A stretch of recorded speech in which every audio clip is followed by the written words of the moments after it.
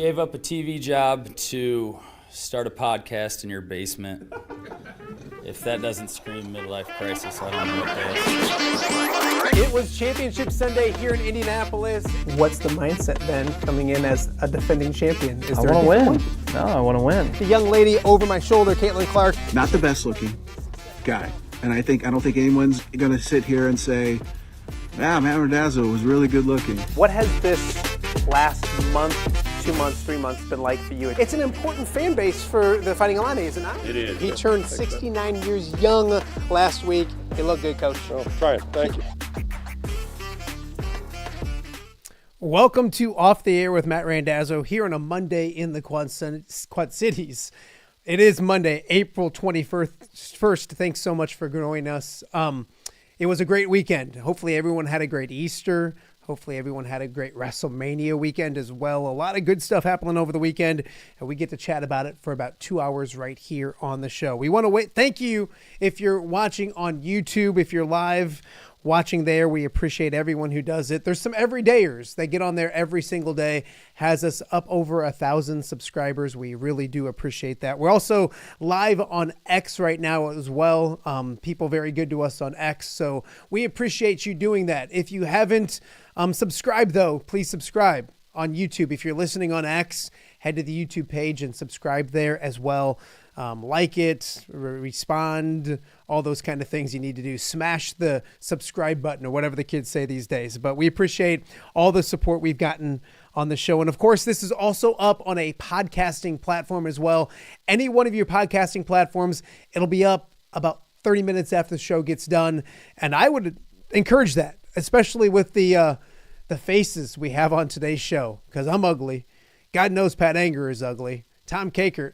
Thank goodness for Scott Dochterman. He'll save the day. Finally, at least one good-looking guy will be on the show here because we have a full show. Coming up in a matter of moments, I mentioned Doc. It's NFL Draft Week. It's officially here. It kicks off on Thursday. Scott Dochterman from The Athletic, nice enough to join us here in just a few minutes to talk about the NFL Draft. Also, it is Monday. Pat Angerer will be here. God knows what we'll talk about. We never know, but we'll have some fun chats with the radio color commentator for the Iowa Hawkeyes, Pat Angerer, in just a little bit. And also the Iowa Hawkeyes with a big move when it comes to the men's basketball team. They land a big transfer. They did that on Easter. We'll talk with Tom Kakert about that. Also, Don Umland will join us about Wrestlemania and a whole bunch more to get to. As I mentioned, it is NFL Draft Week. I do want to mention off the top that we have an NFL Draft Party coming up this Thursday. We'll talk a lot about it. It's over at Oscar's Pub over in Bettendorf. So instead of doing the show from 10 to noon, we'll be doing the show from 5 to 7. Pat Angerer will be there with us as well. And we'll do the show from 5 to 7 leading up to the NFL Draft kicking off round number 1. So head on over there, drink specials, food, all that good stuff. Come hang out, have an NFL Draft Party with us, and get ready for a good weekend of the NFL Draft. We go Masters, then WrestleMania, then the NFL Draft, back-to-back weekends, and if my mom's watching, Easter weekend in the middle of that as well. I don't want to get in trouble with mom as well. But we did mention NFL Draft, and that's exactly where I want to start. And I thank my good friend Scott Dochterman, because this is a busy time for you. So to take some time to chat with my goofy ass is impressive. I appreciate you doing that. Hopefully you had a good Easter. Good to see you, Doc. Great to see you. Yeah, it was a wonderful Easter. I really enjoyed the weekend. Had my son back from the AmeriCorps. Unfortunately, Doge wiped him out for the last month, but he made it back, and that was good for us. And yeah, as you said, with the conclusion of spring football across the board everywhere, transfer portal signings and comings and goings at different places, and now the NFL Draft, the confluence of it is a very challenging time of year, that's for sure. Absolutely. It keeps you busy. That's why you're one of the best in the business. The NFL Draft, if you look at it this week, and it's funny because it went fast this year for me. It seemed like, boom, all of a sudden the draft's there. I don't know if it goes fast for you or if you're so busy, if it comes quick, but it's here. The week is here. What's the headline, maybe nationally, or the big headline going into this year's NFL Draft up in Green Bay starting on Thursday? With most years, it's quarterback, and I think that's probably what will be the big takeaway this week is we know Cam Ward is going to go number one. I mean, I would be really surprised if Tennessee turns in the card for somebody else. But where is Shedeur Sanders going to go? Will somebody like Jackson Dart go ahead of him? Will they both fall out of the first round entirely? What happens after that? Will Tyler Shuck, from Louisville, who has been pretty much banged up his entire career, but had a really good senior year and has all the tangibles you look for at a quarterback, will he sneak up there, maybe be a high second rounder or a first rounder even? I think that's going to be the main storyline because it's almost always quarterback. And this year, what makes it a little bit unique and different is you don't have those quarterbacks that stand out. You don't have those quarterbacks that everybody's going, oh, wonder where they're going to go, because there's a lot of question marks there. So I think that's probably going to be it. But I think also in a macro level is there are a ton of really good running backs in this draft. I mean, there are probably 10 that are capable of starting at the NFL, including, one, from Iowa. So I think this is, that's going to be fascinating for me to watch who goes where, because this could be the next great generation of running backs for the years to come. Doc, that kind of segues into the Bears coming up, because I once Ben Johnson started getting offensive linemen, and I know Ben Johnson. I don't know him well, but I've seen his work as a Lions fan. And everyone thinks like they love to sling the ball around and they score a lot of points, and they did score a lot of points. But it started up front, and it started with that running game. And I got the feeling, boy, they signed, or they probably traded for the Kansas City offensive lineman. And I said on the show that day, they want Ashton Genty, they want their Jahmyr Gibbs, they want their running game to be the star of the show. I don't know if he's around for them at 10. I don't know if they want to trade up. But what are you hearing about the Bears, what they want to do, and is that a fit somehow, some way? Ashton Genty would be a fit for anybody. He has just the unique blend of like every single skill set you're looking for. He's got great speed. He's got incredible durability and balance and physicality. He's got every tangible gift you want. And will he be around at 10? I would say no, probably. If he is there, if I'm Ben Johnson, I scoop him up. But as you said, I follow the Lions too, just like, and not as intensely as you do, but obviously up front, they were a machine. They had 2 elite tackles. They had a great offensive line. And when you have that, and then you couple it with 2 kind of combination backs, Jahmyr Gibbs blessed with incredible speed, and David Montgomery was kind of the workhorse. The Bears could follow that path, but I kind of wonder, there's no real back, at least high, that kind of mirrors Jahmyr Gibbs, because Jahmyr Gibbs' speed is better than what you see out of even Ashton Genty, and so I think what the Bears are probably going to do, because I expect Genty to be gone by the time they're there, is fortify that offensive line the way the Lions did. And is that an Armand Membo? Does Will Campbell fall? Do they decide to go after Kelvin Banks a little bit early? Something like that, because then if you get that punch up front, they added the guards, they have some tackles, but if they can kind of really push forward, you have great competition to get the best guys up there, not just survivors, which is what they've had for several years now. Then in round 2, you can burst with, they have 2 really early draft picks around 2, 39 and 41. That's when you can go get your running back. I would expect under that scenario that Omarion Hampton is probably gone. He's also a really good running back. I mean, kind of how I would put him number 2. I would compare Genty to Edgerrin James. So, not to put any pressure on the guy, that's a Hall of Famer there, but Hampton to me is somewhat like Ezekiel Elliott, so that's still a really good running back, I think, but I expect both of those 2 to be gone by the second round. Then it gets you into a pool of a lot of guys, and it depends on what you're looking for. There is Kaleb Johnson from Iowa. There's the 2 Ohio State running backs. And then you could even push it a little bit and decide to wait to the 3rd round and go after somebody who would be a superhero in Chicago, and Cam Skattebo. So RJ Harvey from Central Florida is really good. There is a lot of really, interesting candidates for the Bears. I would expect them, though, definitely to take a running back within the first 2 rounds. Doc, is the fact that there's so many good running backs, does that hurt the running backs? And what I mean by that is I think that because of recent years and the fact that running backs are becoming more important, it seems like, in the NFL, that they're not scared. It was only 2-3 years ago you felt like you could not take a running back in the first round. Does the fact there's so many maybe hurt the position as a whole, with teams saying we can punt now because of the fact that there's 8 or 10 of them later on that we can get?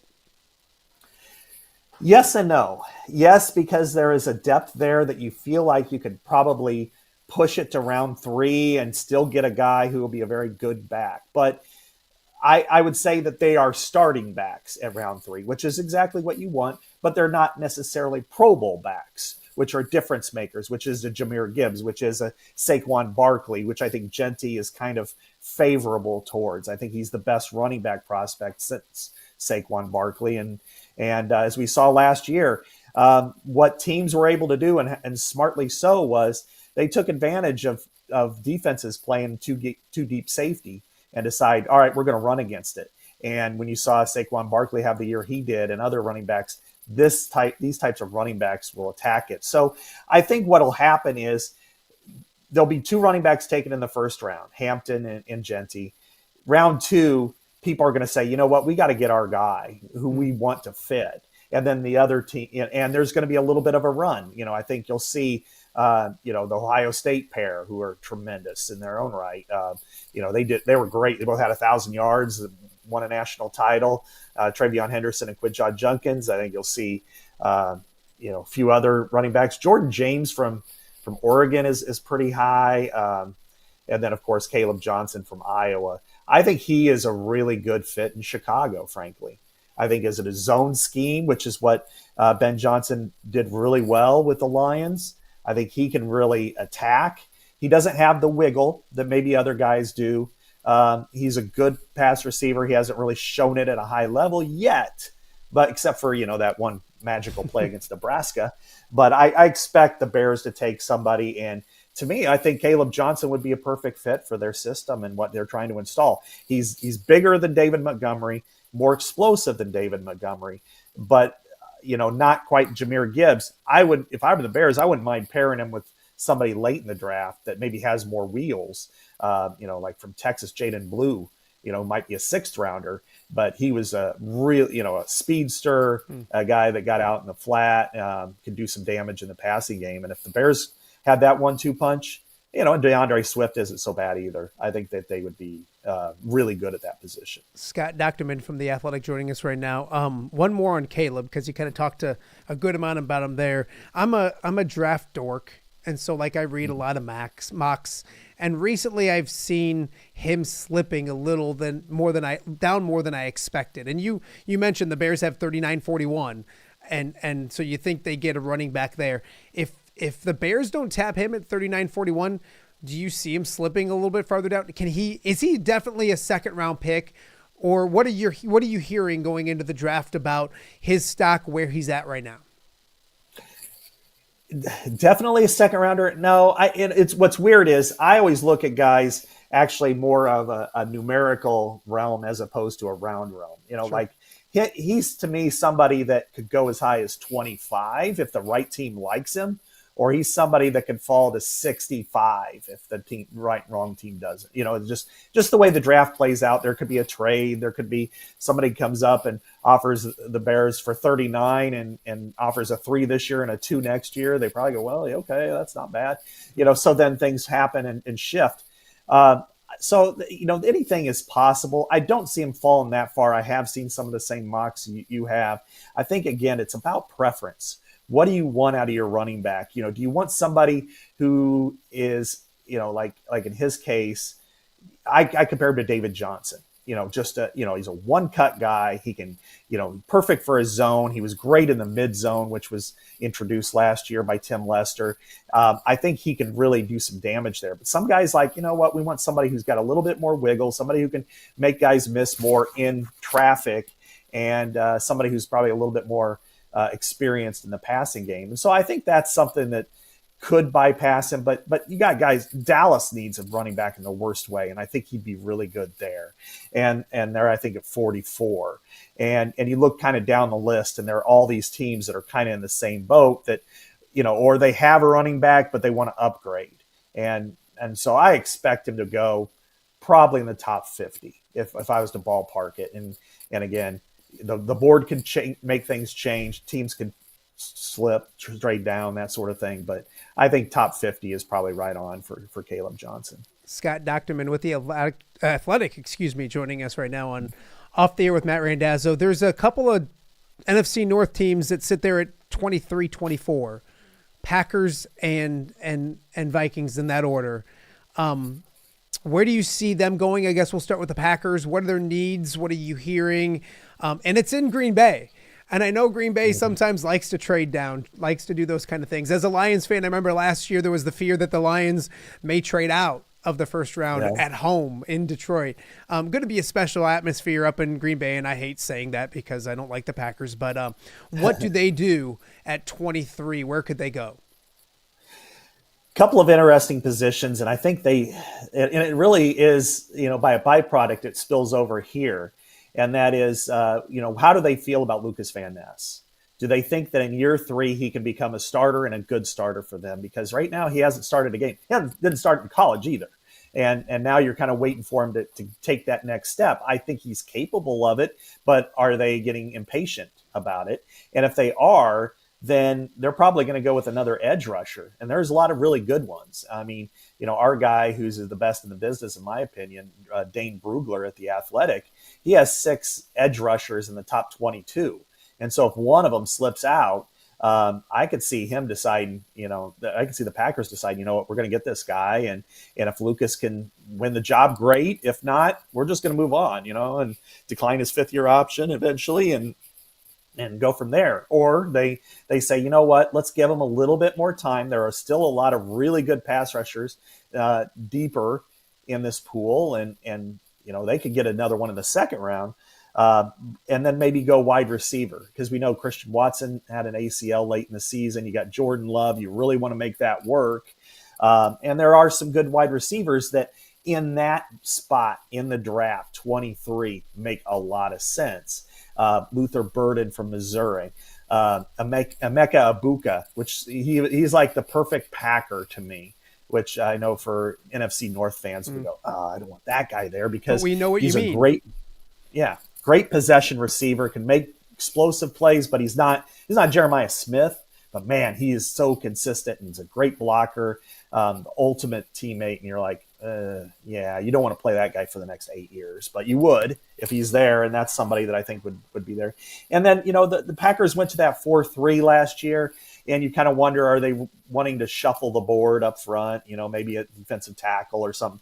Now, I think that is the deepest position in the draft. I think you can get really good defensive tackles in the 4th, 5th round if you need to. So I would expect the Packers to, and defensive back is also a need for them, as it is everybody. So I would expect Packers to go best player available. They'll trade down if they need to, if somebody wants to come up, and that would really frustrate the Packer fan base if they go out of the 1st round.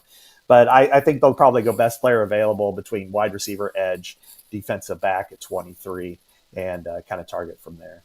Time flies when we're having fun. The Vikings at 24. Thoughts on them before we let you get out of here? Yeah, I like the Vikings don't have very many picks. I think they have 4 in this draft, and they have one here, and then they have one like late in the 3rd round or something. I mean, they're really kind of hurting, so they got to get a home run or to trade down. If I'm them, I just start saying, hey, we're open for trading to get out of the 1st round to get somebody. They've got a really solid team, so to me, I think it's about fortifying. Maybe on defense, there's a couple of players I think that if you want to go up and get them, or they fall to you, like Nick Emanamori from South Carolina. He's kind of like a Brian Branch type. He would be tremendous for Minnesota. And, Malachi Starks, if they go down, Xavier Watts, I think that's a really good pick. And then also, do they go with an edge rusher? They landed a couple of big free agents up front in the defensive line. And then ultimately, offensive line always works there. So, and then for your Lions, I think it's just more of a matter of, I think, somebody like Donovan Jackson would be great because they have that great offensive line. And if you're really reliant upon a certain position group, you want to make sure it continues to succeed. And, Taylor Decker's getting a little bit older. Frank has just been beat up a lot at center. Guard is kind of a little bit of an up and down situation. If you get Donovan Jackson in, he's an immediate starter at guard, and he played really well at tackle in the playoff.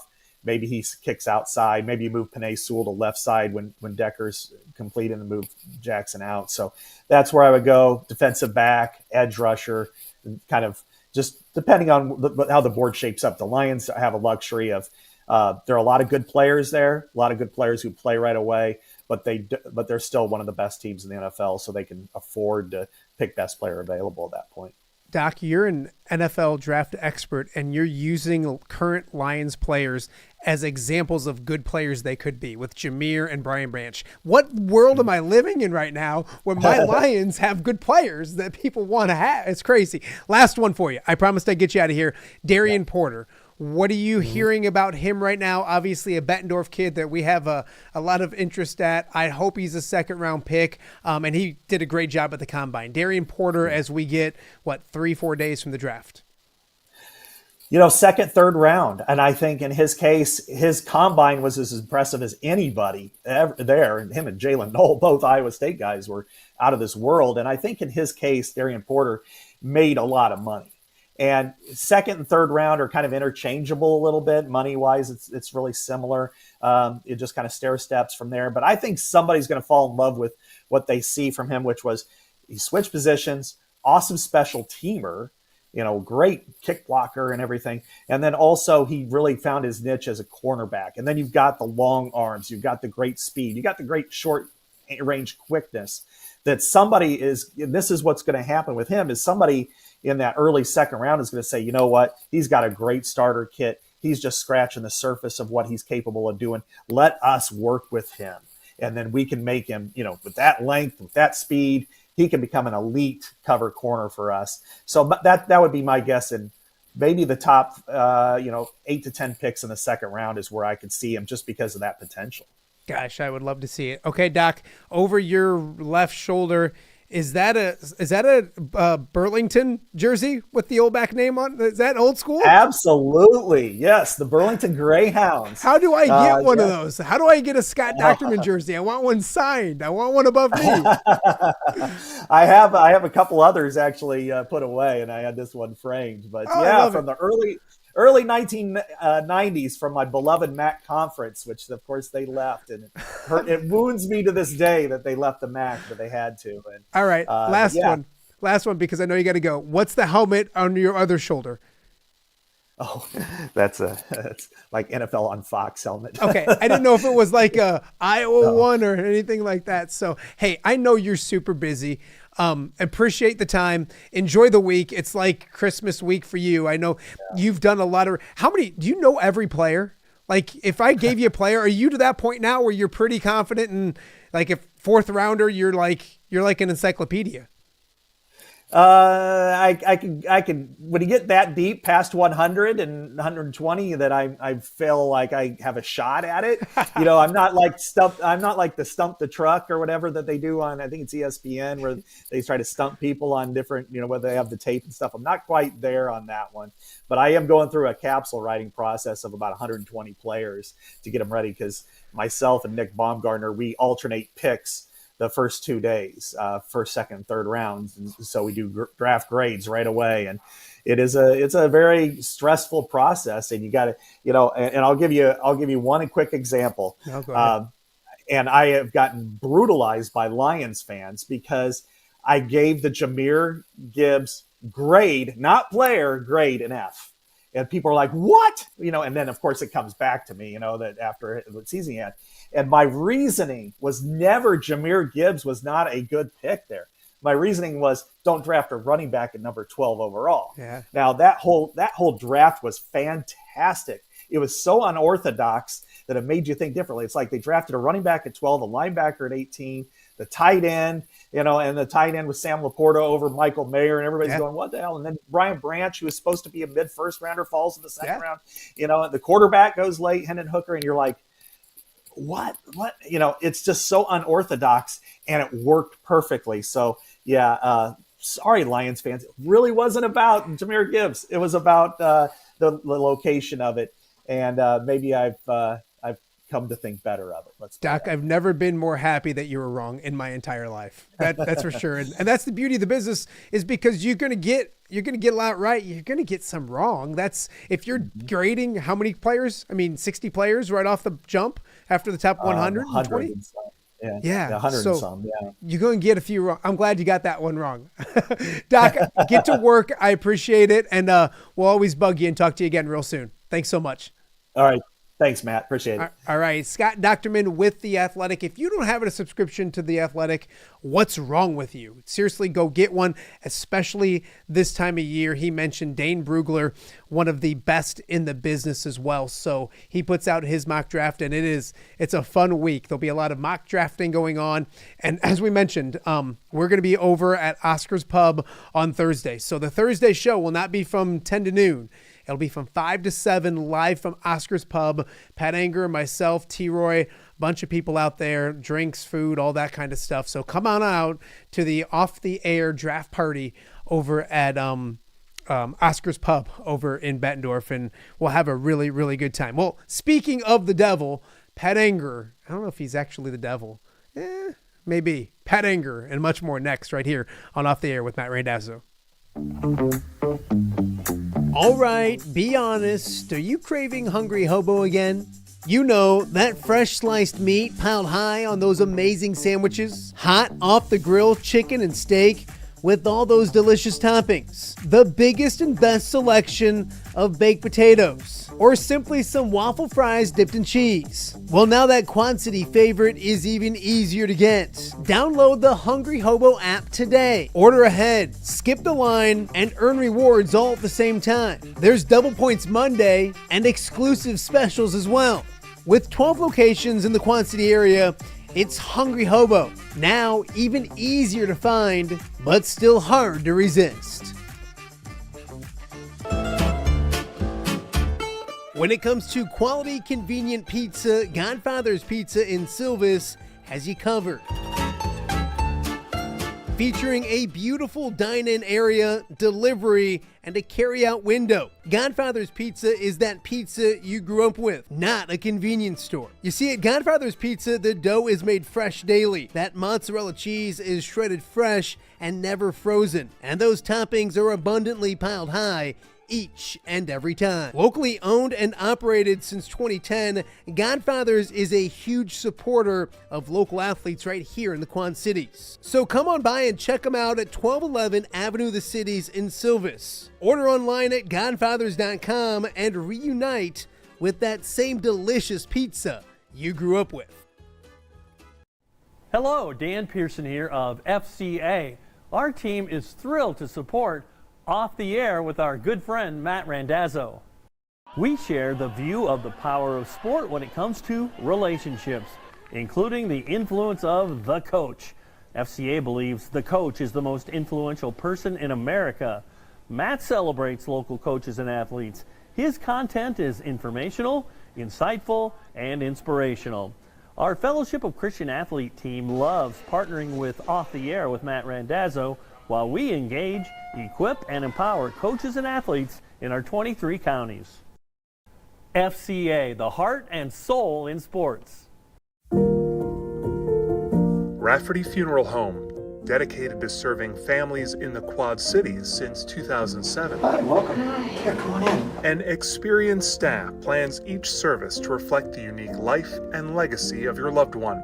Rafferty Funeral Home is proud to serve our community with dignity, respect, and compassion, helping you to celebrate your traditions and lasting memories no matter your faith, culture, or budget. Rafferty Funeral Home in Moline. Call today to discuss prearrangements.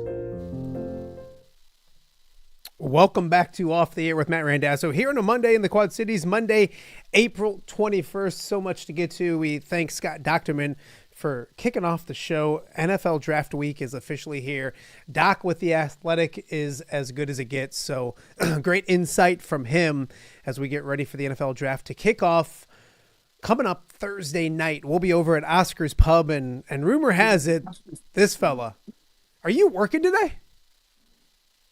Dude, I'm always working, man. I never stop. You know that. I figured it was still a holiday weekend. I know Easter's a big weekend for you, so I didn't know if it spilled into Monday. When you love what you do, every day at work's a holiday. Are you going to be there Thursday night at the draft party? Yeah, I'll be there. I'll be there, man. I'm there. You have to, because T-Roy makes this huge graphic, and it's like a tiny logo for my show. God knows there's no pictures of me on the internet. I mean, probably I don't want him to pick some of them that aren't up there. Yeah, and then there's this huge nothing appropriate. Pat Angerer flexing and stuff like that. I mean, a little much, don't you think? No, honestly, I don't even know why they put you on there. It should be nothing about off the air. It should be Pat Angerer. Is going to be here. That's probably true. How was your weekend? How you doing? I'm good. Why are you freezing? I asked you first. Did you not pay your internet bill? Like, you don't look like you're in your normal place. No, I'm in my office here, and I don't know. Maybe still frozen? No, you're good. You're just a little bit ever so often. As long as we can hear you, your face can freeze all we need. So you're good. My weekend was good. It was busy. We still had baseball. Youth baseball and Easter weekend. One kid, what was it? One kid won. They won my 10-year-old won again. They've won 3 straight. Something like that. Yeah. Hell yeah. Not much to do about him, but the other kids are really good, so that helps. No, I'm kidding. He's a good kid. I'm a good player. And then my other one, man, they win pool play. They're like the pool play champions of the world. They love pool play, but they didn't get it done on Sunday. You got to win when it matters, don't you, Pat? Yeah, absolutely. Yeah, Saturday really doesn't matter at all. It's all about Sunday. That's all about Sunday. Yeah, my daughter was supposed to have a softball tournament on Saturday, but it got canceled, and we celebrated. It was great. And then apparently the Easter bunny got a little liquored up and didn't remember where all the eggs were hidden. No, did that happen again? Yeah. I have a couple cocktails. Yeah. I need to pay for IH to get I'm frozen? Am I frozen? Yeah, there you are. Well, you just shook it and you're good. Okay, so you told me the Easter bunny got liquored up. Did you find the eggs? I think there's still some out there. It's not a bad thing. Yeah. That's not a bad thing not bad at all. That happens at the Randazzo house as well, but it's not maybe the liquored up part. I wish it was. But I just don't remember where some of them go all the time. And then the kids will just find, like, a week later, they'll be like, oh, look, there's an Easter egg. I'm like, oh, the Easter bunny, that was a good one. You just give all the love and the credit to the Easter bunny. So are your kids? Maybe next year, maybe we just record the hiding of it, and then you're going to know where everything's at. That's smart. That's not a bad idea. Does your kids, do they get competitive with it? Yeah, I mean, they're competitive with everything, especially the boys. Yeah.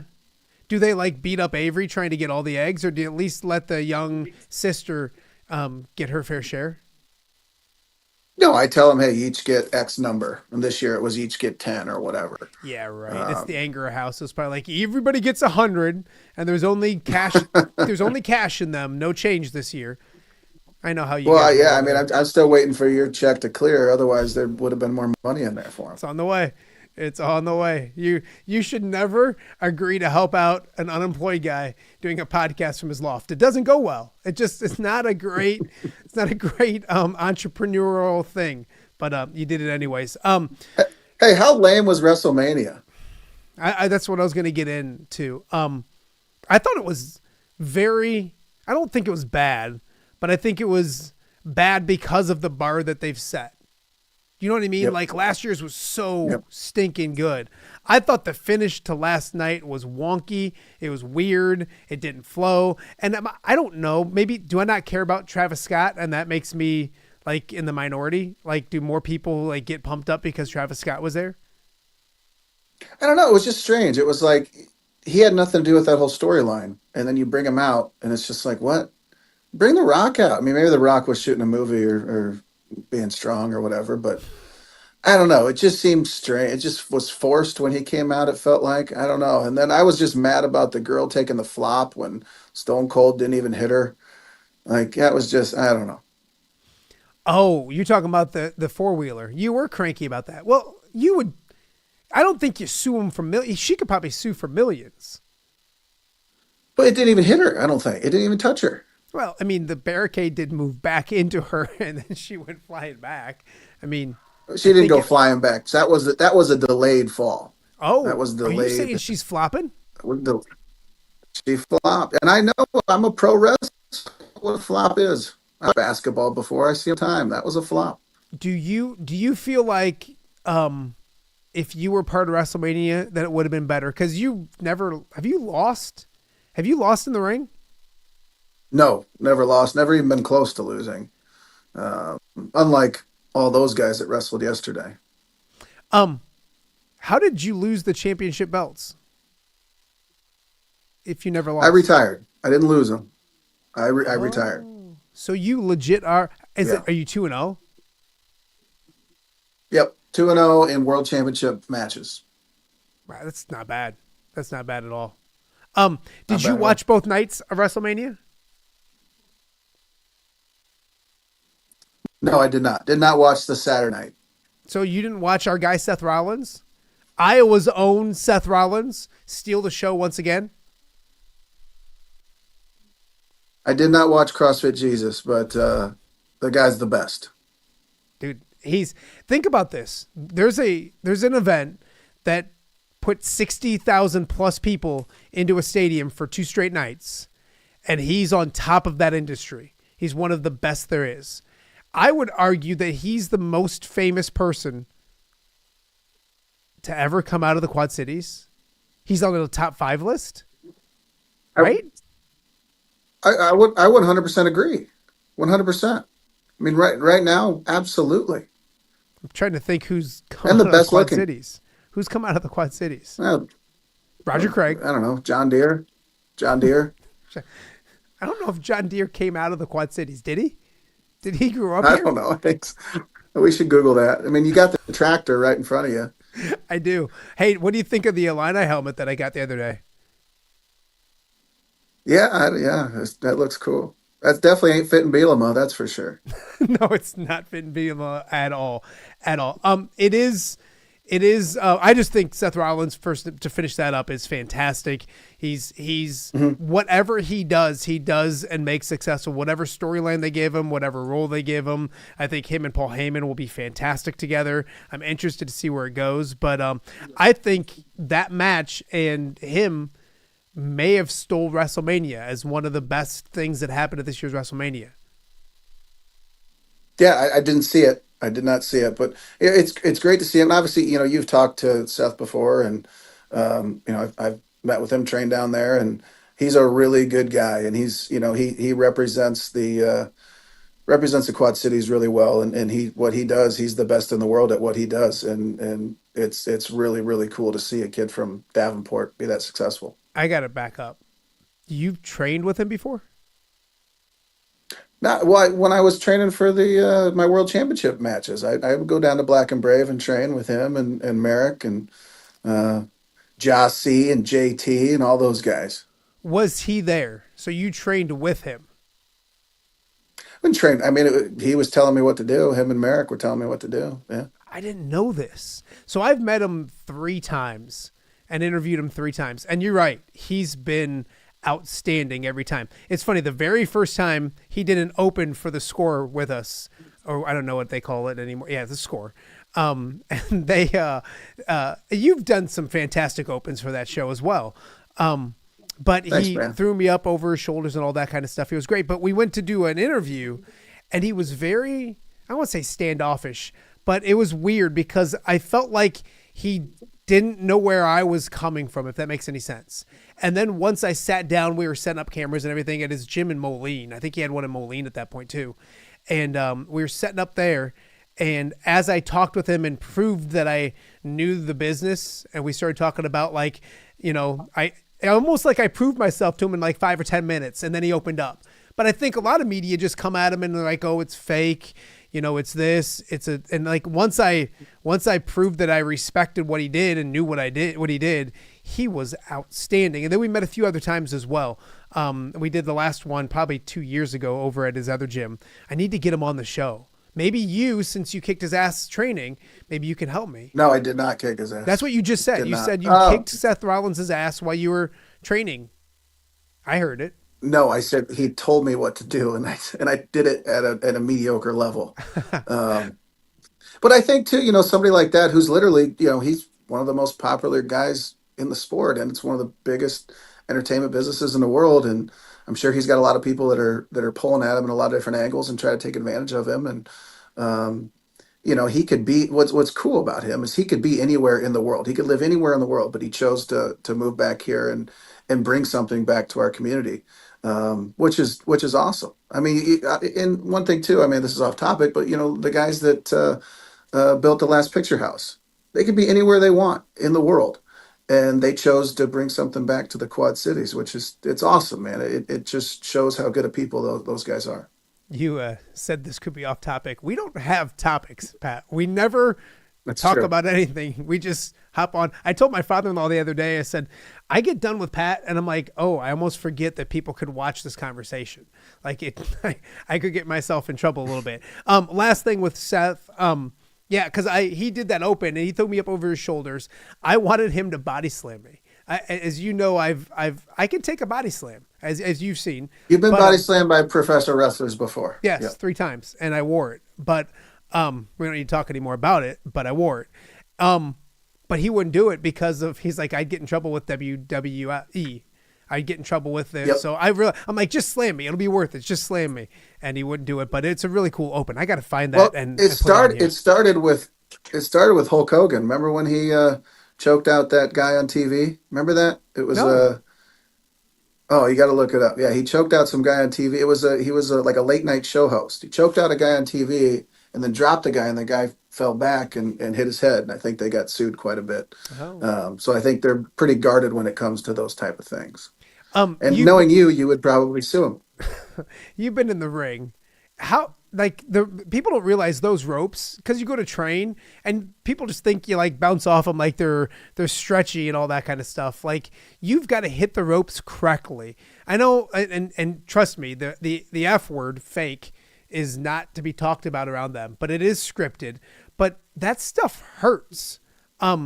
Did you have to get used to that as well? Did you know that, like, you have to hit the ropes correctly, all those kind of things?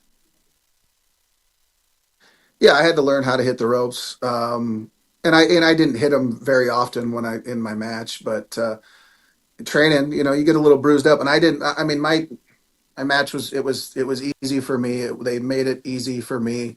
But I was still a little bit bruised up in the back from practicing on hitting the ropes.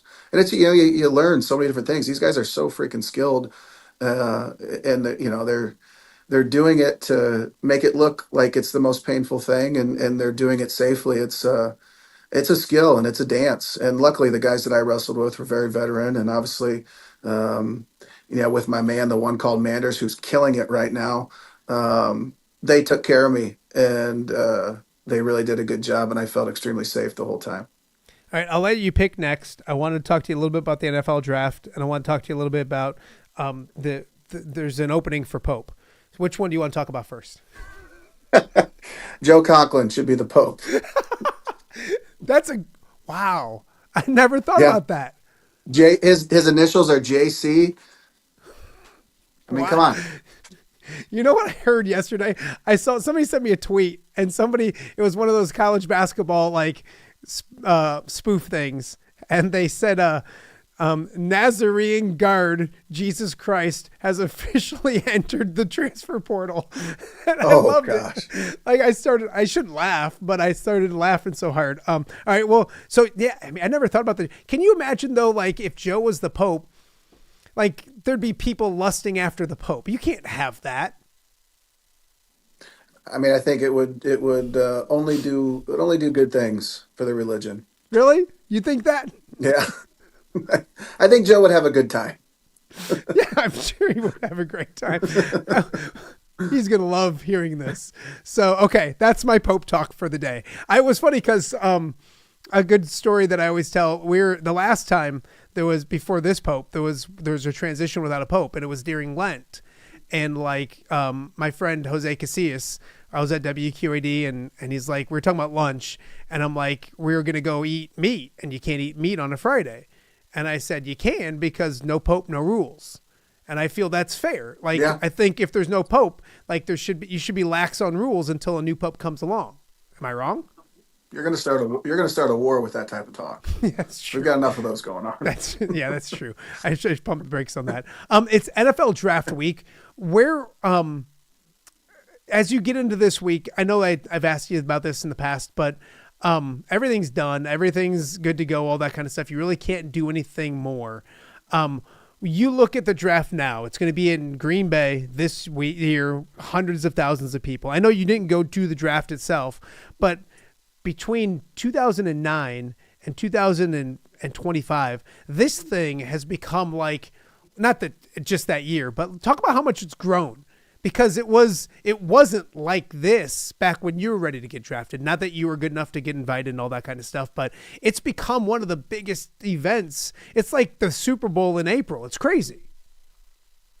Well, yeah, I mean, anytime you can find a way to make some money out of something, they've got to do it and they've got to promote it. But yeah, it's wild. It's definitely taken on a whole new. It's completely different than what it was when I was playing, and it was still crazy when I was playing, and I'm obviously glad it wasn't as crazy because I could barely deal with it back when I was playing. What I'm tired of is like the weeks leading up to it. It's like, some guy goes to bed and he wakes up, oh, so-and-so sliding on the draft. It's like he didn't even do anything. Like, you're just making stuff up. And I understand they have to have stuff to talk about, but it's like, dude, like, get over it. These guys didn't do anything. Like, just stop making these stories up.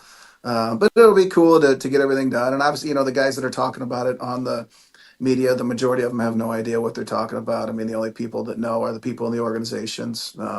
So I do get that. Where does Jay Higgins fit in the NFL as a guy who played in the NFL, who played at Iowa? I'm losing you, Matt. No, come back. Come back. Are you there? Are you there? Yes. Can you see me? There? Matt. You good? Can you see me? Yes, we can hear you. Don't say anything stupid. Okay. You good? I can kind of hear you. You want to talk? Can you hear me clear? Yes, you sound great. You look great, except for your lazy eye. Everything looks fantastic. There it is. You can hear me. Okay. Jay Higgins in the NFL. Do you see him as, where can he fit in as a guy who played linebacker in the league? Talk about where Jay Higgins might fit in this league and if he can play in this league.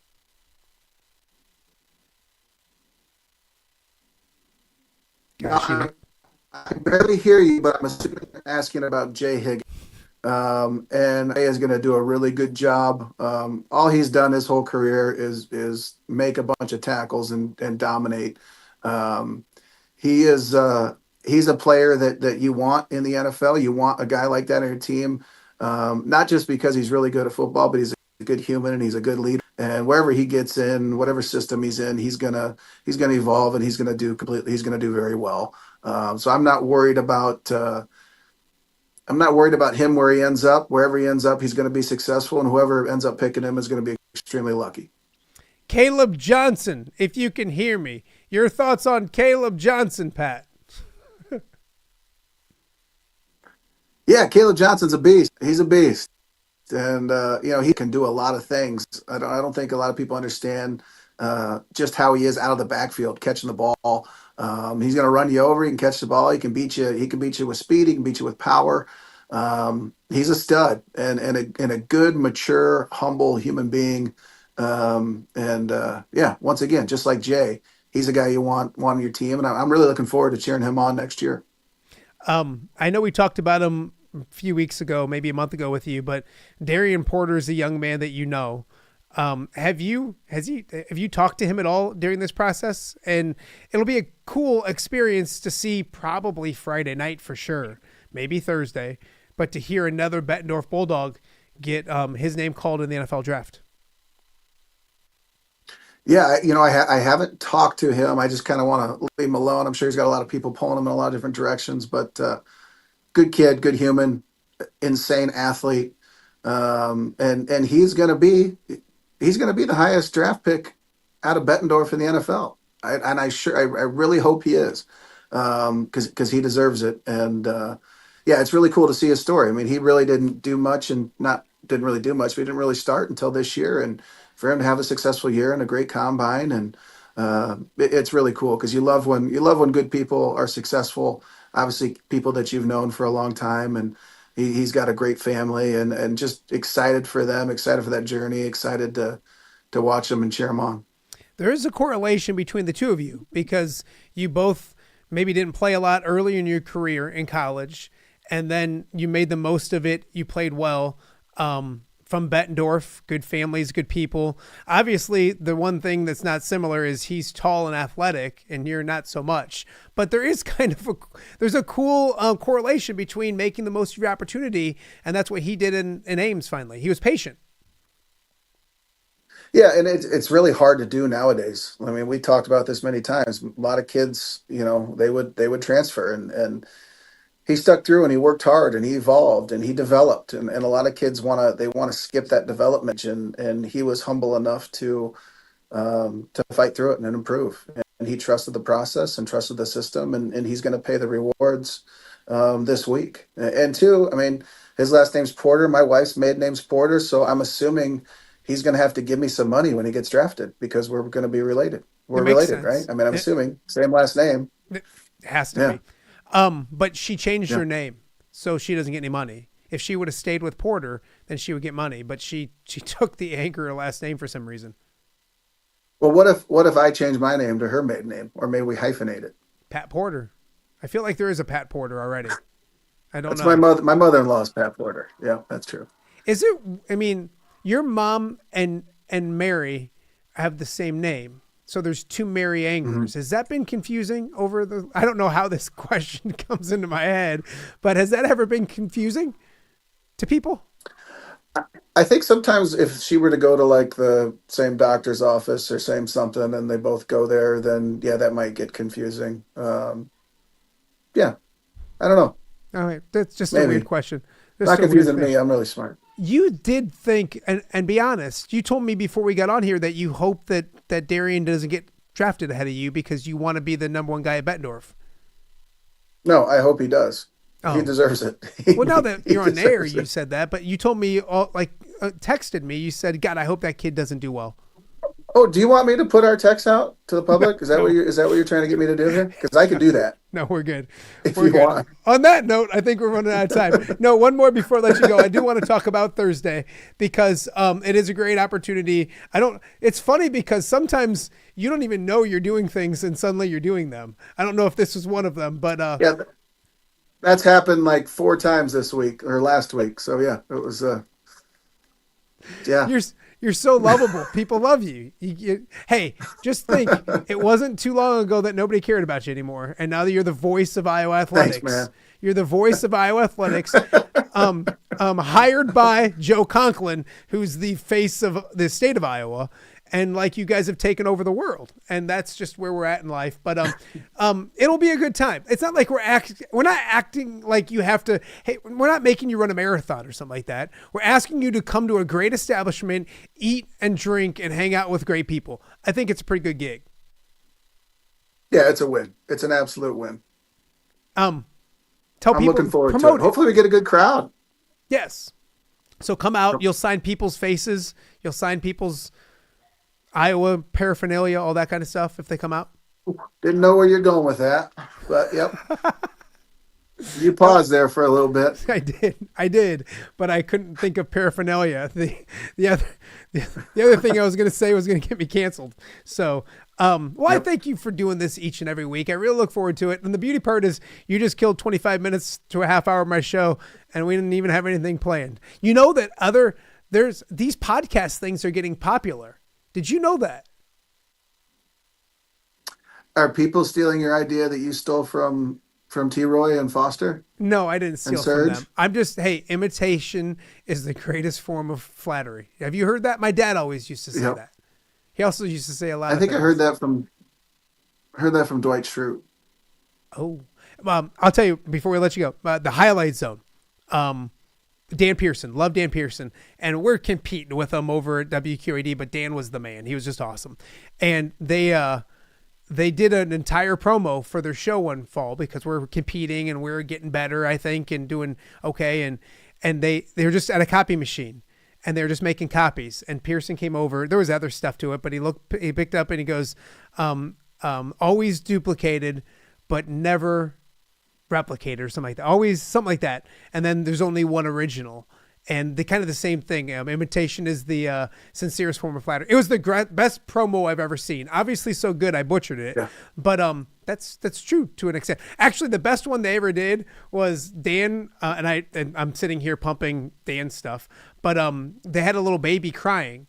And the mom gave it a bottle, couldn't get it, gave it like the pacifier through the pacifier. And then all of a sudden Pearson showed up in this people's living room, which was a little awkward, a little creepy, and then grabbed the remote and turned on the highlight zone. And then the baby was happy. And that was the promo. Genius. How great is that? Genius. Yeah. It's beautiful. A little creepy. They just popped up in the ladies' living room, but that was back then. It was a different time. It was a better time. Did he come from the front door? Where'd he come from? The front door? Or did he? I don't know. I think he just showed up, which is amazing. How do you enter? Okay. Yeah. Well, that's okay. Anyways. Well, Pat, I'll see you on Thursday with T-Roy and all that good stuff. Oscars from 5 to 7. We'll talk some NFL draft. I'm trying to save NFL draft questions for you about your own experience because I have to talk to you about it during that show as well. So I'm going to have to try to remember everything. That's going to be tough. Yeah. We should. I love you. I'm looking forward to it. It's going to be fun. Hey, thanks for getting through your internet. Next time, move, okay? I love you. Love you too. See you, buddy. That is Pat Angerer, the one and only Pat Angerer, joining us every Monday on Off the Air with Matt Randazzo. I don't know why he agreed to do this thing, but he did it. What did I learn from that? Joe Conklin should be the Pope. So that's interesting as well. And obviously we talked a lot of NFL draft stuff, and he's completely right when it comes to Jay Higgins. I think that's a guy that once he gets that opportunity is going to make the most of that opportunity and do good at the next level as well. So, but yeah, the NFL draft will be here before you know it.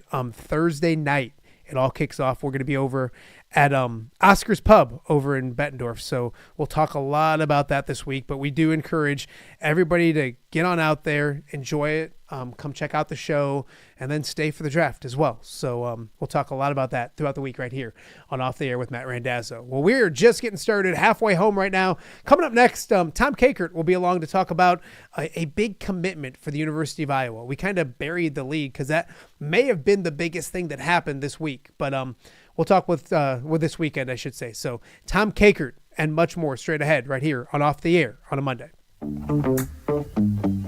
All right, be honest. Are you craving Hungry Hobo again? You know, that fresh sliced meat piled high on those amazing sandwiches, hot off the grill chicken and steak with all those delicious toppings, the biggest and best selection of baked potatoes, or simply some waffle fries dipped in cheese. Well, now that Quad City favorite is even easier to get. Download the Hungry Hobo app today. Order ahead, skip the line, and earn rewards all at the same time. There's Double Points Monday and exclusive specials as well. With 12 locations in the Quad City area, it's Hungry Hobo. Now even easier to find, but still hard to resist.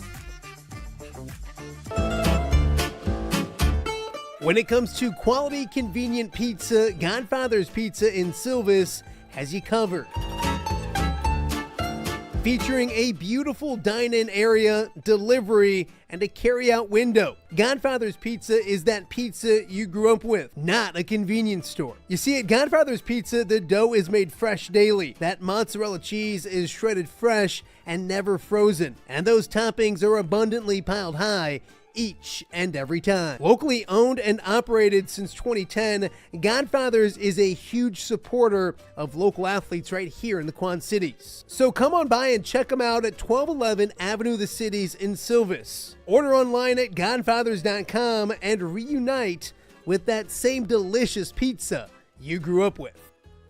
Hey, Quad City parents, tired of the same old weekend routine? Well, listen up. Saturday night, April 26th, it's free youth jersey night with your Quad Cities Steam Wheelers. The first 500 kids 12 and under score a free official Steam Wheelers jersey just for showing up. That's right, free gear, big plays, and non-stop family fun. It's IFL football action and memories that'll last a lifetime. Grab your tickets now at steamwheelersfootball.com/tickets and make it a night your kids won't forget. Presented by Crawford Company.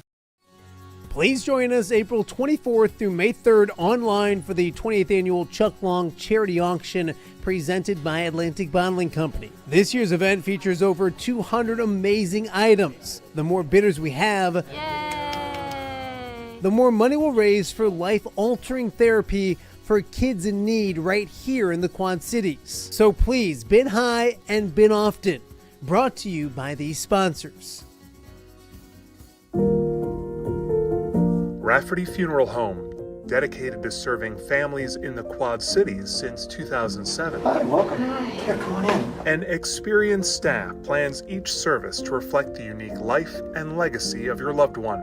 Rafferty Funeral Home is proud to serve our community with dignity, respect, and compassion, helping you to celebrate your traditions and lasting memories no matter your faith, culture, or budget.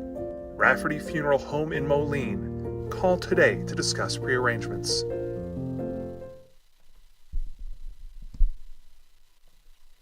Welcome back to Off the Air with Matt Randazzo here on a Monday in the Quad Cities, Monday, April 21st. Hopefully everyone had a great Easter, a great Wrestlemania weekend, and we can get this week started off on a good foot for you. It's been a good show so far. Scott Dochterman talking a lot of NFL draft. It's coming up this week.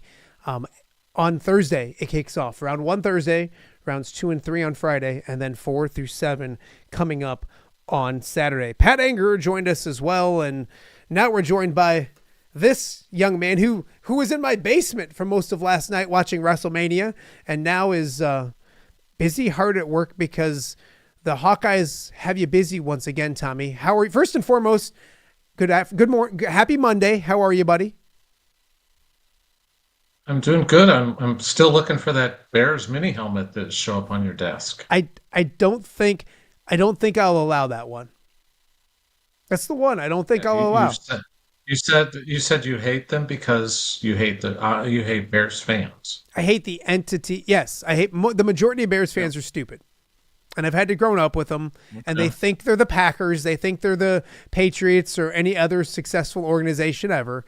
And they're basically just like the Lions. I know no Bears fans like that. No Bears fan like that. Yeah. Well, maybe you're the minority, my friend. But no, I just, and the other thing with the Bears too is I'm always right about them, and people get mad at me. Like my takes are always correct, and I'm always vindicated later. And we'll see. I haven't put my final verdict out on Kaleb Williams yet. I think he can, especially with the coaching that he's got now and the protection up front. They've given him everything he needs. We'll see what happens. So jury's still out with him. But anyways, we're not talking Bears. We're talking Iowa Hawkeyes because, Tommy, we talked last week and they got the shooting guard in Hausen, and we talked about 3 possible transfer commits. They got only one of the 3, but Tom, we talked the first one when we ranked them out 1 through 3 was the most important one, and that's the one they landed. Talk about yesterday's commit and what he brings to the table.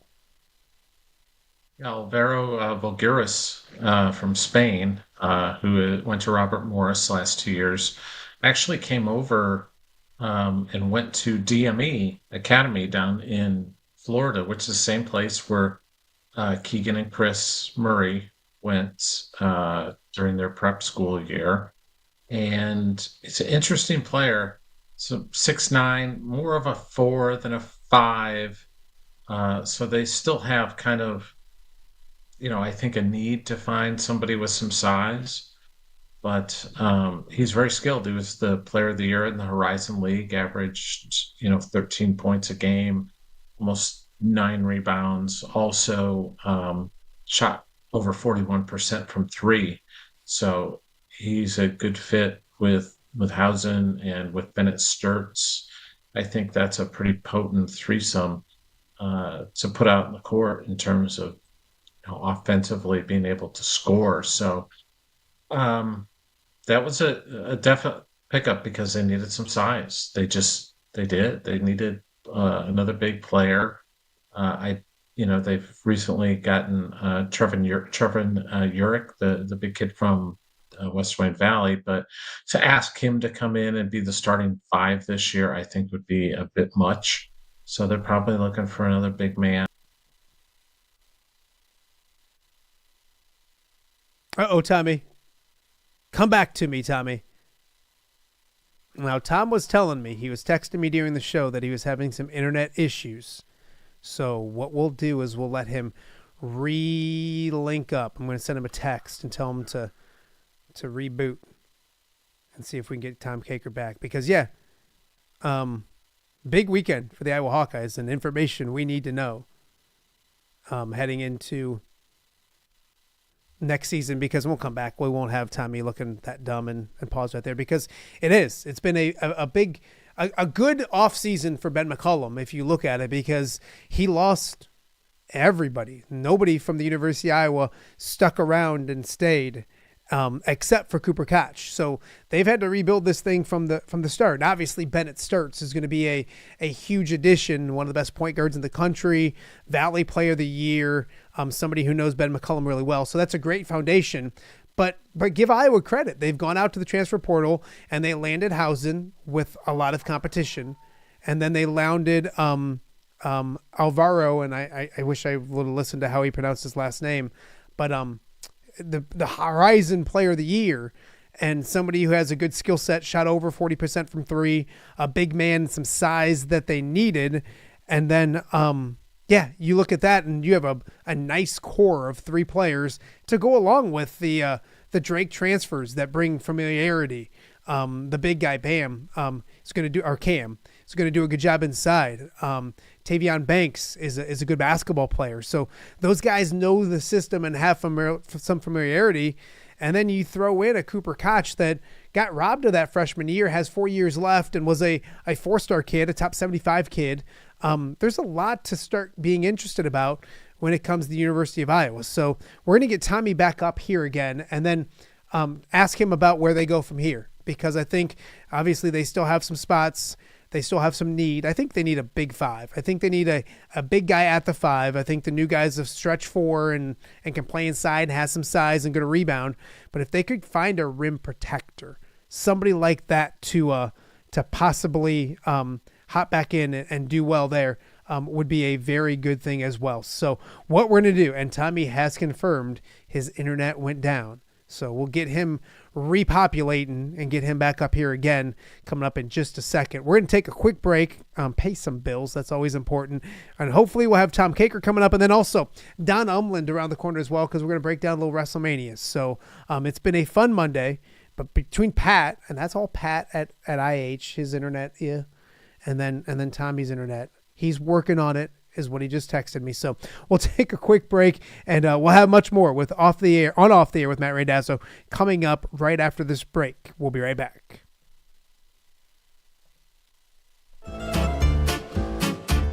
When it comes to quality, convenient pizza, Godfather's Pizza in Silvis has you covered. Featuring a beautiful dine-in area, delivery, and a carry-out window. Godfather's Pizza is that pizza you grew up with, not a convenience store. You see, at Godfather's Pizza, the dough is made fresh daily. That mozzarella cheese is shredded fresh and never frozen. And those toppings are abundantly piled high each and every time. Locally owned and operated since 2010, Godfather's is a huge supporter of local athletes right here in the Quad Cities. So come on by and check them out at 1211 Avenue of the Cities in Silvis. Order online at godfathers.com and reunite with that same delicious pizza you grew up with.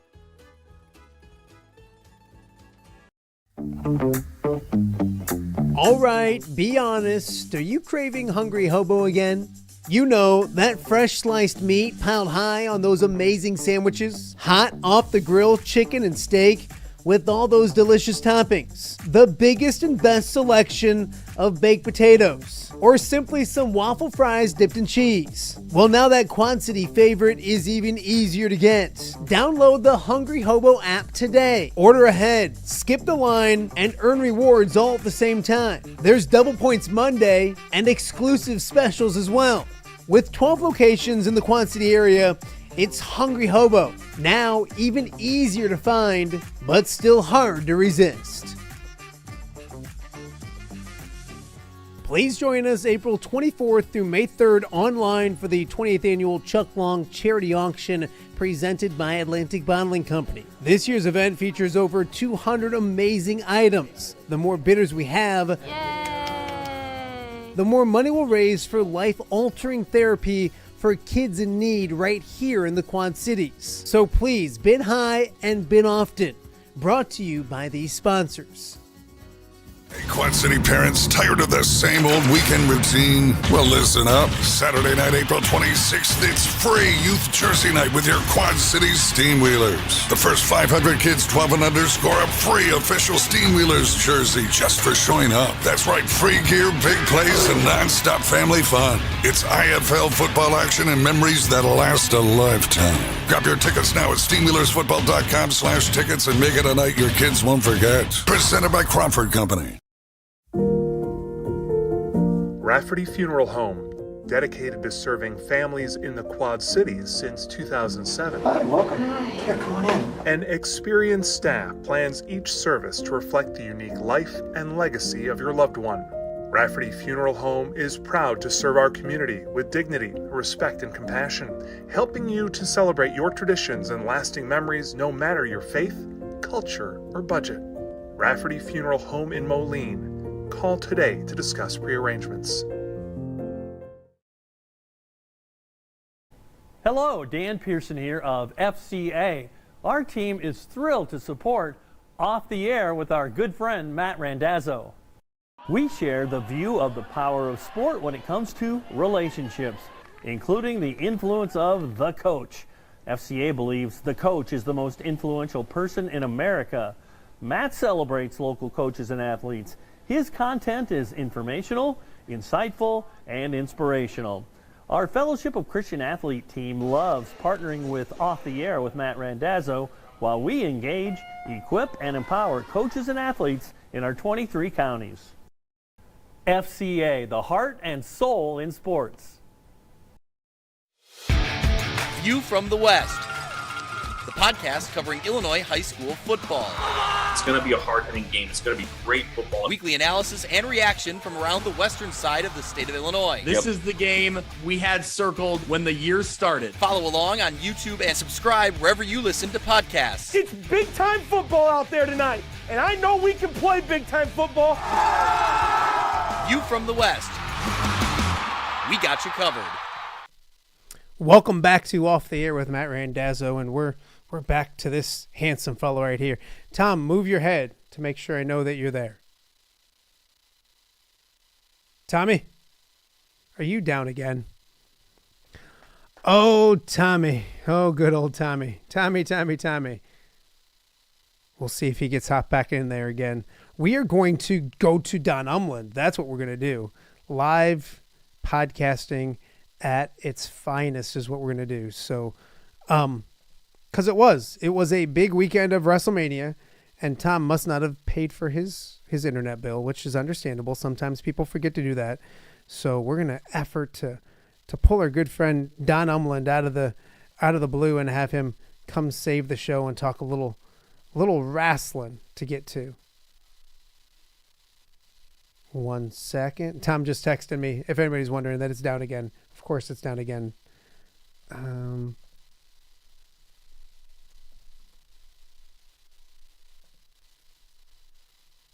All right.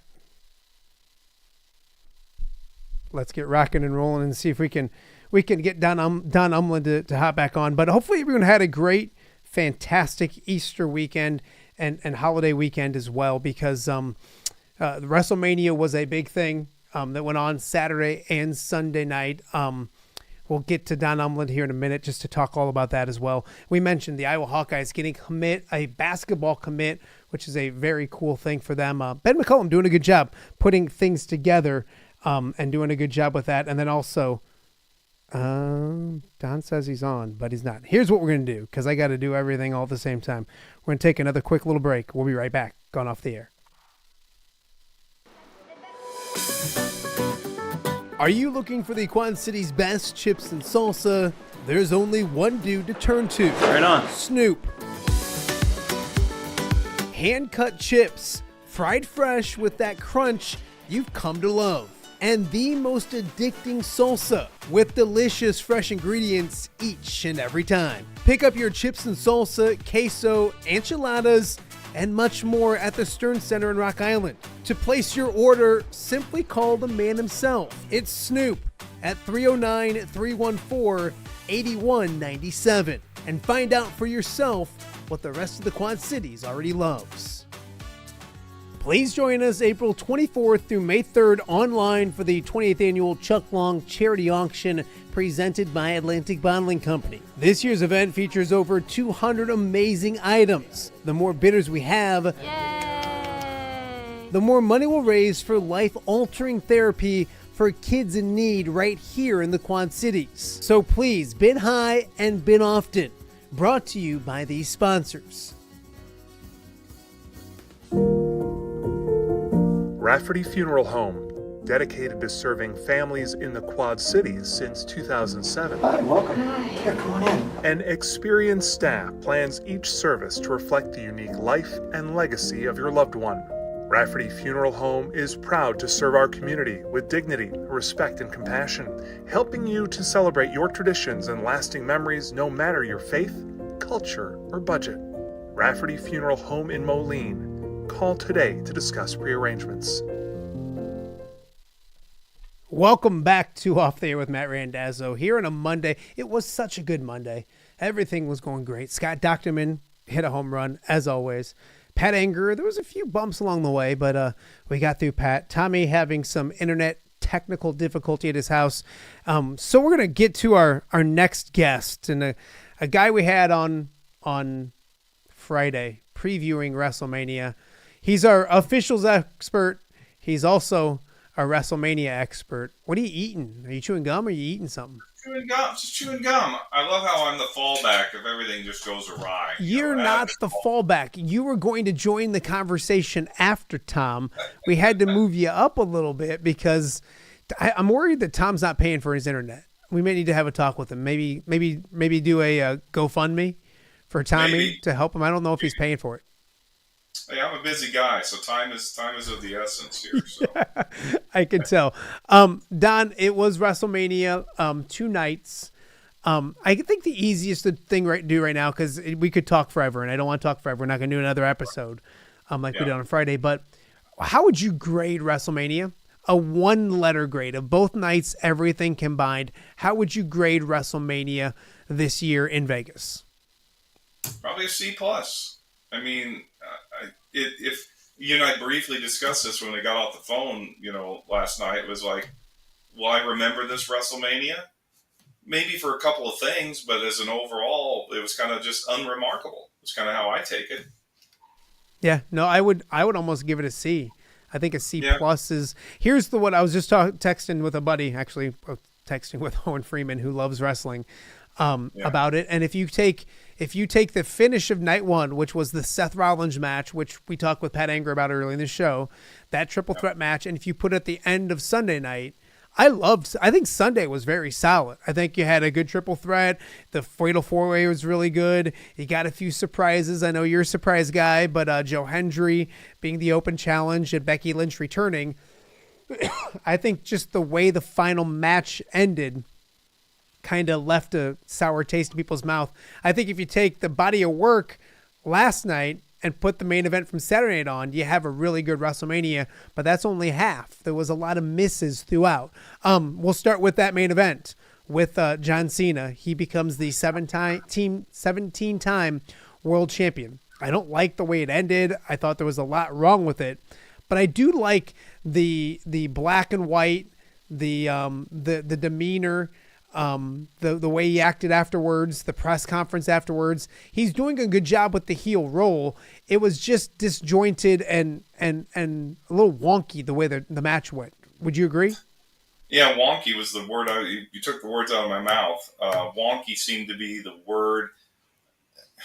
Man, the guy's a 17-time world champion, and we've seen guys with age perform really well in the ring, and we know he's, arguably the GOAT. Many will say that, agree or disagree, but it just looked stiff. It just didn't, and maybe he wanted it that way. Maybe it was meant to be like, I'm not going to give you anything fancy. You may not get all the hit, the favorites. So we did see a knuckle shuffle. We did see him put in the STFU, but it just didn't. I don't know what it lacked, but it lacked something. Would you agree, Matt? Yeah, I think he's never been a great wrestler. So I think the ground and pound and the slow things down was fine. It was just, and I don't dislike Travis Scott, but I just don't know. I wanted to see The Rock come out. If The Rock comes out and does that and messes with it, it fits the storyline. Hey, I complain to you about storylines all the time. And it's got to make sense. And I don't know if the Travis Scott stuff made a ton of sense. And it just kind of, here's the other thing, Don, you're coming off last year's WrestleMania where it was just one of the best storylines ever. You finished the story with Cody. You had appearances from Cena, from Taker, from The Rock. All of those guys were run-ins and all that kind of stuff. The way you had last year finish, you expected them to do something similar tonight or last night, and they didn't give you that, which I think kind of left. I think they're an enemy of their own success because they set a high bar recently, and especially last year's WrestleMania. Was it a bad WrestleMania? No. I mean, there's going to be some. Dom did a great job. That match was great. The ladies showed out. They have been for a long time now. But I think because of the bar that was set last year, it just left wrestling fans that expect a lot now. They weren't paid out the way they thought they were going to get paid out. Yeah, and I think, in fact, I was more invested in the post-event stuff. Like I saw Roman's post Instagram, saying that, I tried to be the leader and the savior, and now I'm all alone. And now it's kind of like the don't trust anybody theme for him. I mean, I'll be curious to see where his next chapter is written, and then Punk just sitting there, for this length of time. I'm more interested in that stuff where it goes. Versus maybe what Cena's going to do with the title and what that means for Cody at this point. But you'll agree with me, that crowd was much more pro Cena last night than it was Cody. And that's partially because, when you're doing the chase, people are invested. So it's going to be interesting to see, are we going to get some type of heelish turn for him after he, quote, comes back after a while, if and when. So I don't know where it goes. We'll have to wait and see. It'll be interesting, Don, because, of course, and that's another thing I want to talk to you about, as big as WrestleMania is, the Raw after WrestleMania has a reputation itself. And I don't think they gave us too much during the WrestleMania itself, which I'm okay with. I know you sat next to me wanting this run-in and that run-in like this is WCW or something like that. But I think this plays out nicely for possibly a bigger night tonight. What do you expect tonight? And there is that bar is set for the Raw after WrestleMania to see what happens on Monday, on tonight. What do you think? I certainly think there's three potential people that, whether they bring them all back tonight or between Raw and SmackDown, of seeing Asuka, Aleister Black, and my guy Rusev making appearances, and then potentially what's the future for Finn and the Judgment Day. So I think you've got four things right off the top of my head, and I'm sure there's others that we could see as surprises and arrivals and new challenges for individuals. I assume Seth will kick off the show tonight with it being Monday Night Rollins and him and Heyman coming out, and it'll be interesting to see how that crowd reacts to that combination now. I'm really looking forward to that. Don, guess what? Tom's here. Say his name. Say his name and he appears. So Tom's had internet issues, and I live that, Don or Tom. I get it, because when they work in your area, and like sometimes they don't tell you, like it becomes a little wonky. Well, but this is the way I have. They told me it was an outage in the area. So Okay, well, you're back up and running. So we have moved on to WrestleMania talk. I'm going to circle back around to a little Iowa talk with him. But go ahead, Tom. Wait. Don Umlin's in his office? Things, there's work to be done. Got things to do. He just told me he's got a very busy schedule, and he's got a lot of work to do. It was the best joke to start the week off. Nice flag. I don't normally hoist my flag or show my background or traditions, but I didn't feel like turning the camera today, so it's like you get what you get. So. I thought you were a Hawkeye fan, Don. I am a Hawkeye fan, but I grew up there for. Hey, Tom. Tom, if you're a Hawkeye fan, do you have a Nebraska flag behind you? Nope. I guess I've been exposed for what I am. There you go. Hey, Tom, we asked Don already. Yeah.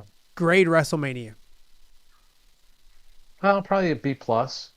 Wow, that's higher. Don had a C+. I gave it a C to Tom. I did. No. Well, you didn't watch the women's match last night either. I watched it this morning, so I've caught up. It's terrific. And it was fantastic. And that's but I think they set the bar so high that you grade on a different scale now. Like last year's event was so good. And here's the thing.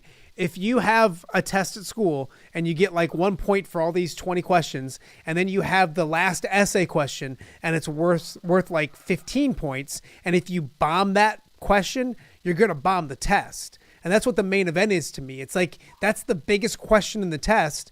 And I felt they bombed it last night. They did not on Saturday, but I felt they bombed it last night. Wasn't great, but I thought the first three matches last night were great. And I thought the end was not great, but I'm not a Logan Paul guy either, so that kind of stunk it up for me. And then the end was all the Don Umlins out there, the marks, took over, Allegiant Stadium and started booing Cody and, cheering Cena. I mean, that's just what's going on there. It's like all of them going crazy for Dom Mysterio, That's what I call it. It's all the marks. All the marks. I called that. I think people are going to want to you said it was Dom. No, they don't. It's all the marks that want to cheer heels and boo faces. They're not cheering heels. They like the fact that Dom, who's put in great work, had turned on his own guy, and they like that. It's a face turn. It's not same as a heel turn. That's a face turn. He didn't turn. He's still a heel. We'll see. We'll watch tonight, and we'll see. Is Rey Mysterio one of the most beloved wrestlers of the last 20 years? I think he's overrated, but yes, I see what you're saying. Yes, he is. He is. What does Dom Mysterio continue to call him? Even last night after the match, he called him. What did he call him? Oh, his deadbeat dad. Did he? Deadbeat dad. Deadbeat dad. Yeah, his deadbeat dad. He's still a heel. Oh, hey, so if some guy goes around giving double birds, and all that kind of stuff, is he a heel or a face? He's one of the biggest heels in the history of the business, Stone Cold Steve Austin, and he did heelish stuff. He was giving the bird to the Authority, which is what we all want to do. Yeah. Right? There's a difference between being a heel and being a fight the Authority. There definitely is. No, I get you. But we get these international crowds, and like Tom said, they get a little markish, they get a little wonky, they want to kind of go against the grain, which we'll hear it tonight because you've got such an international flavor. Why is it an international flavor? It's in Vegas. Because so many people have flown in for WrestleMania, they're going to stick around and go to Raw tonight. It's all the marks. It's the Mark Umlins, Hey, all right. I want to circle back around to Tom, and I can't fix anything because he needs to stay on this screen. I don't have a two-shot. So, Don, you got to listen to a little Iowa talk before we let you get back to your busy work. Tommy, we talked about the basketball commit. What's next? What does Iowa have to continue to do to complete this roster maybe for next year? We got to get another guard, and they probably got to get a serviceable guy above 6'9", 6'10", who's got some size to him, some bulk to him. I think those are two things that they really need to add to this roster. One of the names that's come up is Kennard Davis, a kid from Southern Illinois, 6'6", kind of wing-ish guard, but really skilled. And then another kid from Texas Tech, Fabrico is his name. It's actually a repeated name, and he averaged like 4.5 points and 5.1 rebounds. A big guy, 7-footer that maybe, and with the ties to the new assistant who is at Texas Tech, maybe he has some ties to him perhaps that could bring him in. But Iowa's probably got to, I wonder how much more money they have, because I'm sure that these guys are not cheap that they've brought in so far. Tom, as you can see, Don did not listen, and he just disappeared.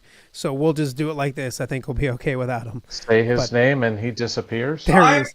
There he is. I'm just stepping back, letting you guys do your thing. Well, you're good. I got you. You just got to hang out. Hey, I know. We gotta ask Don about Iowa baseball. He umpired an Iowa baseball game too. The red-hot Iowa Hawkeye baseball team. Can he talk about Iowa baseball as an umpire? Nope. I'll be brief.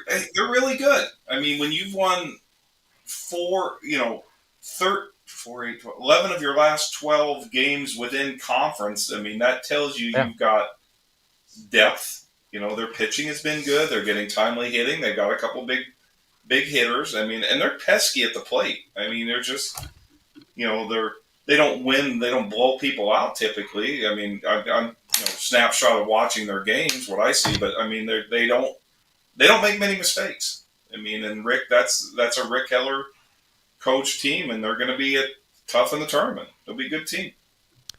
Tom, they said the guy behind the plate last week was really bad, but other than that, yeah, well, you can't, you get what you pay for. This is what you get. Here's what I need to do, Tom. I need to get an open made for when Don comes on the show of when he got drilled in the head. I have that video still. Oh my god! And that should be the open every time Don comes on. We can do that as well. Don, you're getting you're on here a lot. Remember when you were cranky when I started this thing that I hadn't had you on yet? And now he's cranky because he's on too much. He's busy. Yeah, I gotta. It's kind of like you don't want to be out there too much because then they'll turn on you. The marks will. I'll have to do a heel turn. Yeah, you don't want too much Don Umland. Tommy, one more Iowa basketball question. When people, it's funny because I've gotten texts this morning that said, "This is awesome, but who's next? When is the next one? When can we get the next one?" It's always about what's next. Obviously, they do need to add pieces. And I think you felt last week when we talked to you, we would find some stuff up about those three, maybe this weekend, and we did. Is there a timeline from maybe the next group or the next wave to hit? I think the next thing you'll hear is Tate Sage, the kid who is committed to Drake. And I think he's going to end up committing to Iowa, 6'7" kid from Oklahoma, and I think that'll happen this week. So you add him, and then they're going to I think they're evaluating some guys at the guard position. They want to get a backup point guard type player to go with Bennett Sturts. So, and they missed out on Nick Lewis, the kid from Gonzaga Prep. The DC area. He ended up going to VCU, and then the other kid we talked about last week, Tanner Tolson, ended up going to play with Brock Harding down at TCU. So they missed out on those two guys. But like I said, you've got a budget, and they felt that they needed to spend some of that capital on the big kid from Robert Morris, and I think that's money wisely spent because they needed some more size on this roster. No, I think I was just talking, my kids have the day off school, and Charlie's like, I was talking to Charlie, I'm like, I think they're going to be a good basketball team next year. I think they are. I think they're going to be intriguing, fun to watch, and you kind of finish up the roster. All right, last WrestleMania question. I talked to Don about it. But Tom, with Don watching, what are you most excited to see tonight on the Raw after WrestleMania? What's the thing that we're going to be texting the most about when it comes to tonight's 3-hour event? Well, I know what I'll be texting, what Don will be texting about. Rusev Day. Well, Rusev Day, right? The Redeemer. I fully anticipate we'll see him tonight. Yes, I think it'll be great. And I think the crowd will pop. Here's my prediction. I think John Cena's challenger is going to be one Randall Orton, Backlash, St. Louis, May 10th. Randy Orton. He's on the cover of the poster for Backlash, being it's in St. Louis. I would think that's you wouldn't want to miss that event. Yeah. That's what I think will get Randy.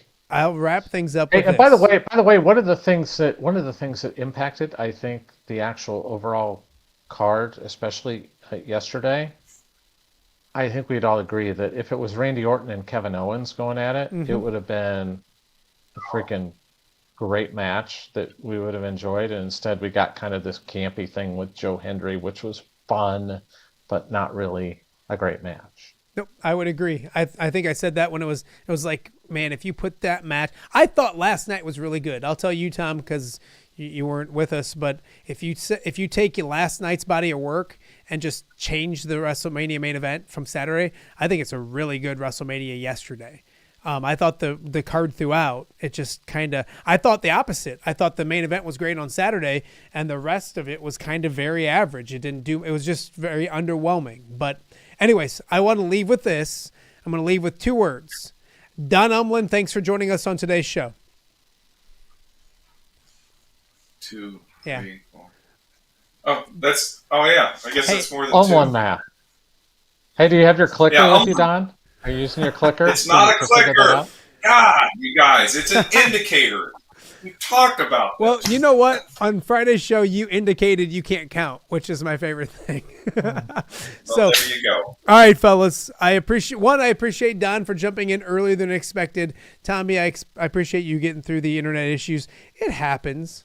I won't make fun of you about it nonstop like you do me. It happens. It's okay. So, all right, boys. Well, that's because I don't blame you. I don't try to turn it on you. And I never blame you for anything. Me. Enjoy your wrestling this evening, and we'll talk to you guys soon. Appreciate you both. All right. Don Umland and Tom Kakert. Tommy talking Iowa athletics, and then, of course, Don and Tom talking WrestleMania. It was a lot of fun last night. A good weekend of wrestling. I'm excited now for next year, more importantly than anything else, because it's not on Easter weekend. Next year it's on Masters weekend. So imagine the Masters throughout the day. That putt drops, and then you turn to WrestleMania. Man, I might not leave my basement next Sunday of Masters Sunday and WrestleMania Sunday. So anyways, we will wrap up today's show. I'm proud I got through with the technology issues, and we'll talk about what's to come this week after one more quick break right here on Off the Air with Matt Randazzo. We'll be back in 30 seconds.